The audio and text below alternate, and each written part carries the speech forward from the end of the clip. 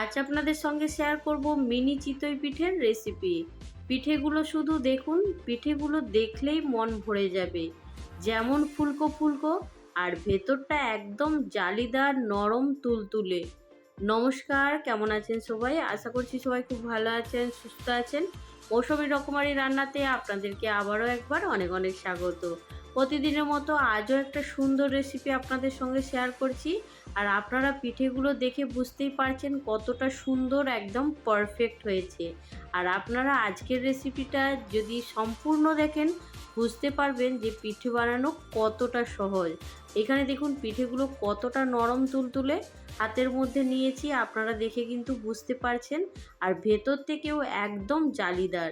পিঠেটা আমি একটা আপনাদের সামনে ভেঙে একটু দেখিয়ে দিচ্ছি, দেখুন কতটা সুন্দর হয়েছে।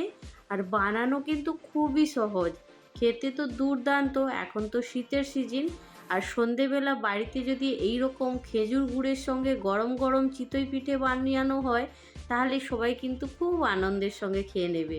পিঠে বানানো এতটাই সহজ, আপনারা দেখলেই বুঝতে পারবেন। ভালো লাগলে অবশ্যই একটা লাইক দিয়ে দেবেন। যারা নতুন আজকে ভিজিট করছেন, আপনাদেরকে যদি এই রেসিপির কোনো অংশ ভালো লাগে অবশ্যই আমার চ্যানেলটা সাবস্ক্রাইব করে পাশে থাকবেন। তো এইখানে দেখুন আমি 1 গ্লাস পরিমাণে এইখানে আতপ চাল নিয়ে নিয়েছি। এইখানে আতপ চাল দিয়েই আজকের আমি পিঠেটা বানাবো। এখন আমি চালটাকে খুব ভালো করে ধুয়ে নেব। ধুয়ে 1 ঘন্টা পর্যন্ত ভিজিয়ে রাখবো। যদি হাতে সময় না থাকে, খুব ঝটপট করে পিঠেটা বানাতে চান, তাহলে একটু গরম জল দিয়ে চালটাকে ভিজিয়ে রেখে দেবেন। তখন দেখবেন 15 থেকে 20 মিনিটের মধ্যেই চালটা সুন্দরভাবে একদম ভিজে যাবে। তো আমার হাতে সময় আছে, সেই জন্য আমি 1 ঘন্টা চালটাকে ভিজিয়ে রেখে দেব। 1 ঘন্টা পরে আপনাদের কাছে ফিরে আসছি। তো চলুন, আমি এখন চালটাকে খুব ভালো করে ধুয়ে নিচ্ছি। এবার দেখুন বন্ধুরা, আমি এখানে চালটাকে খুব ভালো করে ধুয়ে ভিজিয়ে রেখেছিলাম। তো 1 ঘন্টা পরে আবারও আপনাদের কাছে ফিরে এলাম। আর এইখানে দেখুন চালটা কিন্তু সুন্দর একদম ভিজে গেছে। তো আপনাদেরকে আবারও বলছি, যদি হাতে সময় না থাকে, ঝটপট করে পিঠেটা বানাতে চান, তাহলে একটু গরম জল দিয়ে চালটা ভিজিয়ে রেখে দেবেন। দেখবেন 15 থেকে 20 মিনিটের মধ্যে খুব ভালো করে চালটা ভিজে যাবে। তো এখন আমি একটা মিক্সির বাটির মধ্যে চালটা নিয়ে নেব।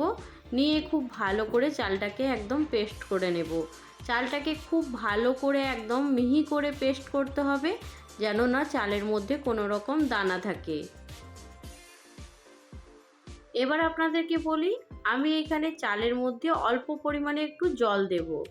চালের মধ্যে আমি যখনই জল দেব তখনই কিন্তু হালকা গুনগুনা গরম জল দিয়েই চালটাকে সুন্দর করে পেস্ট করব। এই পিঠেটা বানানোর জন্য আমি সম্পূর্ণ গরম জলই ব্যবহার করব।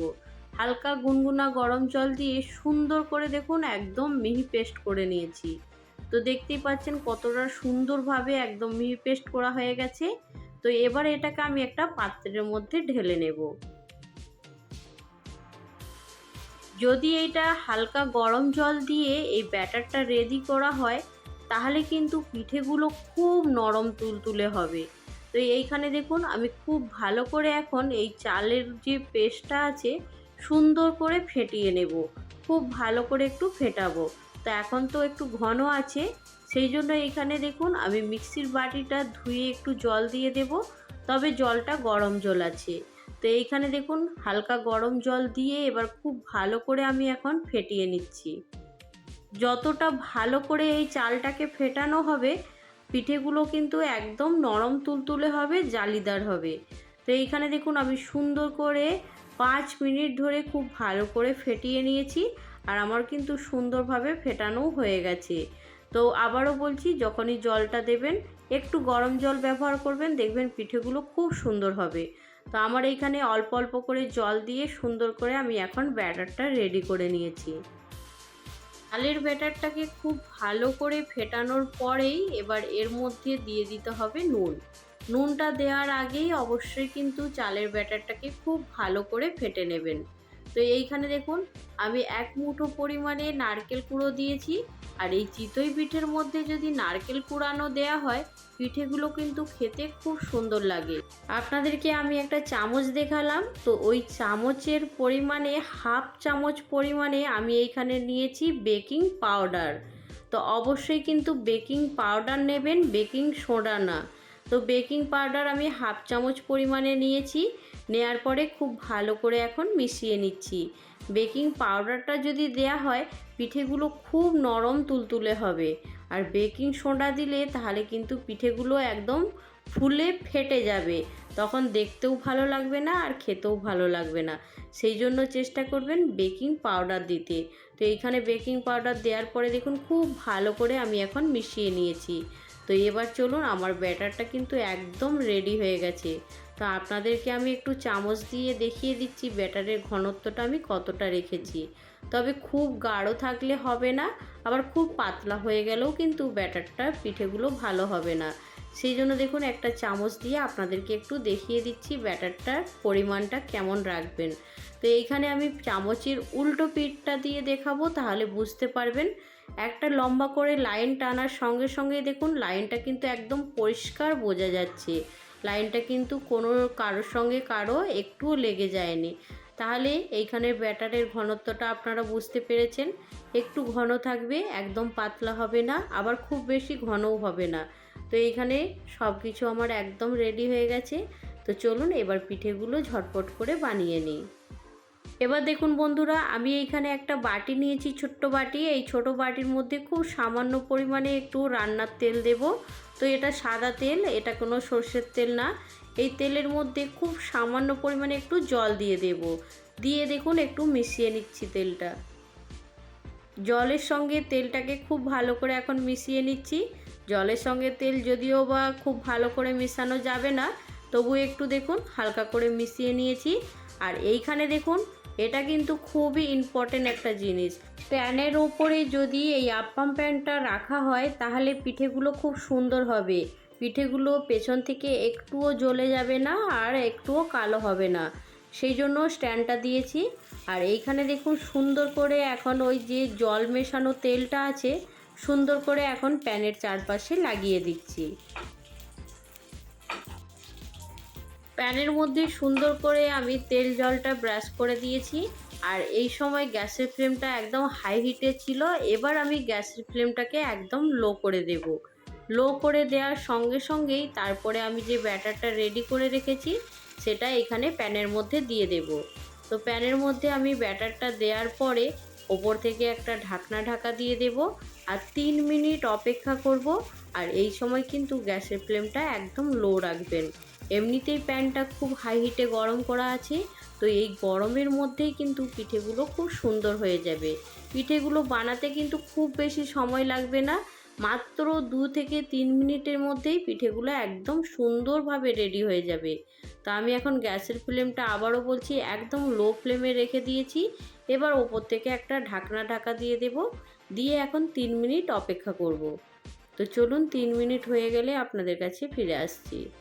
তো এইখানে দেখুন বন্ধুরা 3 মিনিট হয়ে যাওয়ার পরে পিঠেগুলো শুধু দেখুন, পিঠেগুলো দেখলেই মন জুড়িয়ে যাবে, এতটাই সুন্দর হয়েছে। আর প্রত্যেকটা পিঠে দেখুন কত সুন্দরভাবে ফুলে উঠেছে। তা আপনাদেরকে আমি পিঠেগুলো একটু দেখিয়ে দিচ্ছি। ক্যামেরাতে কতটা ভালো বুঝতে পারছেন আমি বুঝতে পারছি না, কিন্তু পিঠেগুলো অসম্ভব সুন্দর হয়েছে। ব্যাটারটা যদি গরম জল দিয়ে মাখানো হয় পিঠেগুলো দুর্দান্ত হবে। আবারও আপনাদেরকে বললাম কিছু কিছু টিপস আছে, আপনারা অবশ্যই ফলো করবেন। পিঠেগুলো কিন্তু খুবই সুন্দর হবে। আর তাও আবার গ্যাসের চুলায় এত সুন্দর যে চিতই পিঠে বানানো যায়, আপনারা একবার বানালে নিজেরাই অবাক হয়ে যাবেন। তা আমি পিঠেগুলো এখন একটা প্লেটের মধ্যে তুলে নিচ্ছি।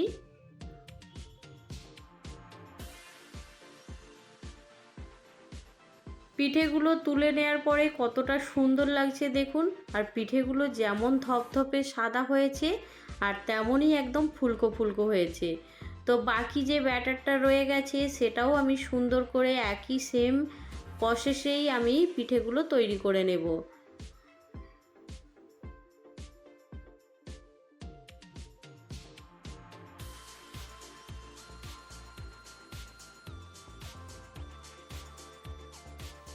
এই পিঠেগুলো দেখুন বন্ধুরা কতটা সুন্দর হয়েছে। তো প্রত্যেকটা পিঠেই কিন্তু খুবই সুন্দর হয়েছে, আপনারা বানালে বুঝতে পারবেন। একদম কম সময়ের মধ্যে ঝটপট করে বানিয়ে নিতে পারবেন এই চিতই পিঠে। কোনো রকম মোল ছাড়াই কিন্তু সুন্দরভাবে তৈরি হয়ে যাবে। আর পিঠেগুলো সাজানোর পরে কতটা সুন্দর লাগছে দেখুন। আর তার সঙ্গে বাটি ভর্তি খেজুর গুড়, একদম জমে যাবে। তো আজকের রেসিপি আপনাদের কেমন লাগলো জানাতে কিন্তু একদম ভুলবেন না। ভালো লাগলে অবশ্যই একটা লাইক দিয়ে দেবেন। আজকে যারা প্রথম আমার চ্যানেলে ভিজিট করছেন, আপনাদেরকে যদি এই রেসিপির কোনো অংশ ভালো লাগে অবশ্যই আমার চ্যানেলটা সাবস্ক্রাইব করে পাশে থাকবেন। আজকের এই পিঠের রেসিপি আপনাদের কেমন লাগলো জানাতে কিন্তু একদমই ভুলবেন না। ভালো লাগলে অবশ্যই একটা লাইক দিয়ে দেবেন। এবার বন্ধুদের কাছে একটা ছোট্ট কথা বলছি, যেমন শীতের সিজনের পিঠে খেতে ভালো লাগে, সেই রকমই শীতের সিজনের কিছু সবজি আছে, সেগুলো রান্না করলেও খেতে কিন্তু ভীষণ সুন্দর লাগে।